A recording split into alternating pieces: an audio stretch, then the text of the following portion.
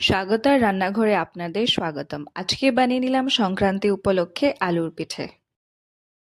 আলুকে এখানে বয়েল করা হচ্ছে। তারপর আমাদের লাগবে গ্রেটেড নারকেল, যেটার সাথে আমরা দিয়ে দেব গুড়। লো ফ্লেমে রেখে নারকেল আর গুড়কে আমরা আঁশিয়ে নিব। ফ্লেভার এবং স্মেলের জন্য দিয়ে দিব ইলাইচি।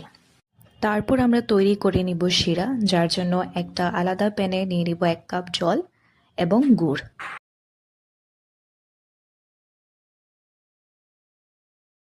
তারপর আমরা বয়েল আলুর উপরে লেয়ারখানা বের করে সেটিকে ঠিকমতো গ্রেট করে নিব।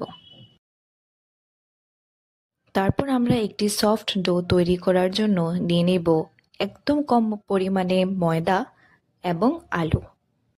আরেকদিকে শিরাটিতেও আমরা দিয়ে দেবো 2-1 খানা ইলাইচি। ডোটিকে তৈরি করার পর আমরা বানিয়ে নেব আলুর পিঠে।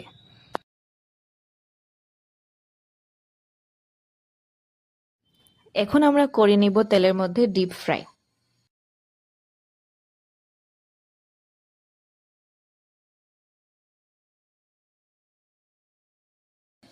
অল্প লাল হয়ে গেলে আমরা নামিয়ে নিব।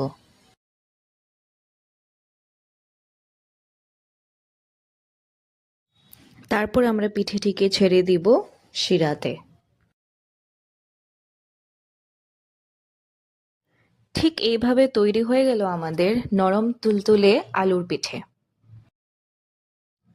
আপনারা দেখতে পাচ্ছেন কতটুকু সফট হয়েছে পিঠেটি।